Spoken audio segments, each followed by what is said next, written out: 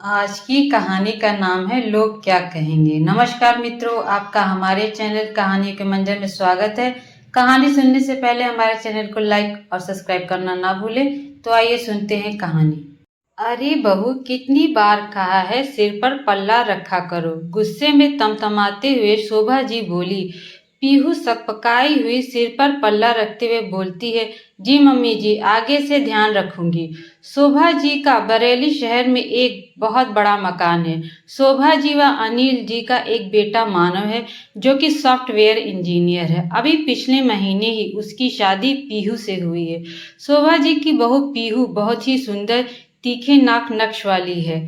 अनिल जी एक सरकारी कर्मचारी हैं। शोभा जी घर के पास पट्टीदारों का ही घर है। मानव और उसके चाचा ताऊ के घर का आंगन कॉमन है। बंटवारे के बाद आंगन में दीवार है, पर एक दूसरे का घर अच्छे से दिखता है। यहाँ तक कि सबके किचन की खिड़की भी आंगन में ही खुलती है। मानव की चाची दिन भर आंखें गड़ाए बैठी रहती हैं। चाची का भी एक बेटा है, पर अभी उसकी शादी नहीं हुई है और ताई के बच्चे बाहर रहकर पढ़ रहे हैं। परिवार में यह पहली बहू आई है। शोभा जी के परिवार की परंपरा है कि बहुओं को साड़ी पहनना है और सिर ढकना है।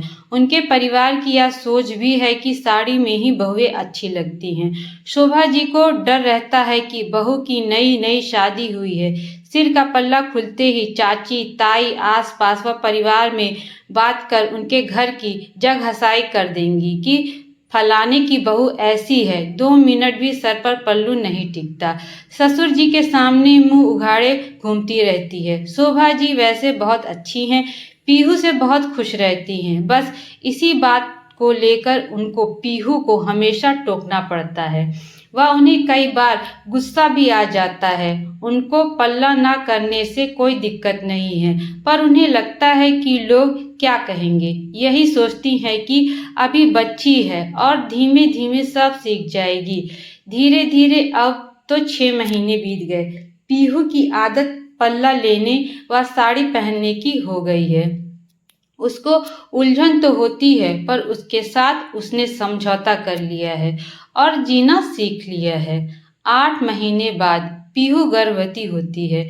घर में सब बहुत खुश हैं। जब समय पूरा हो जाता है, पीहू एक बहुत सुंदर प्यारे स्वस्थ बच्चे को जन्म देती है। पीहू 2 महीने में बिल्कुल स्वस्थ हो जाती है। घर में बच्चे के आने से एक रौनक सी आ गई है। सब दिन भर उसी में लगे रहते हैं और बहुत खुश रहते हैं। अब पीहू बच्चे और अपनी साड़ी व पल्ले के साथ काम करना सीख रही है, पर अब बच्चा होने से कुछ कुछ कामों में उसे सिर का पल्लू संभालने में दिक्कत आती है। पर मम्मी जी की बात उसे याद आ जाती है कि लोग क्या कहेंगे। वह बच्चे के साथ साथ साड़ी के पल्ले को भी संभाल लेती है। अब बच्चा 1 साल का हो गया। एक दिन बच्चा दूध के लिए बहुत रो रहा था। पीहू तेज कदमों से रसोई में दूध बनाने जाती है। जैसे ही वह दूध गर्म कर रही थी, बच्चा भी रोते रोते वहां आ जाता है और उसके पैर को पकड़कर खड़ा हो जाता है। जैसे ही पीहू पीछे मुड़ी, उसका पल्ला गैस पर चला गया और आग पकड़ लेता है। तभी इत्तेफाक से मानव उधर से गुजरता है और उसकी नजर इस ओर पड़ी। वो हड़बड़ाहट में वहां दौड़कर पहुंचा। वह आग को बुझाते हुए जोर से चिल्लाया, क्या कर रही हो पीहू? अपना ध्यान रखा करो। आज एक बड़ा हादसा होते होते बचा। मानव की आवाज सुनकर शोभा जी भी भागते हुए आती हैं। मानव पीहू से कह रहा था, पीहू आज तुम अपने को जला ही लेती।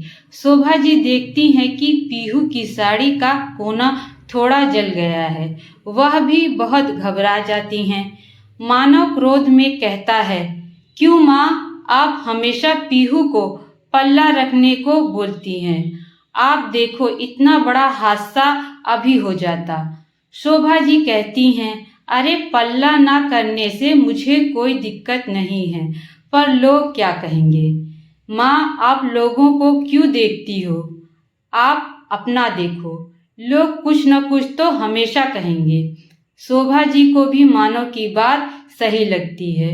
वो लंबी सांस लेते हुए हामी भरती हैं और कहती हैं, पीहू बेटा, आज से तू पल्ला नहीं करेगी, चाहे तुम साड़ी पहनो ना पहनो। मैं कल ही जाकर तेरे लिए सूट लेकर आती हूँ। अब से तुम सूट पहनकर रहा करो। उनकी इस समझदारी भरी बात सुनकर पीहू मुस्कुरा दी और शोभा जी के गले लग गई। मेरे प्यारे मित्रों, आज की कहानी यहीं पे समाप्त होती है। मेरी कहानी आप लोगों को कैसी लगी कमेंट करके जरूर बताइएगा। धन्यवाद।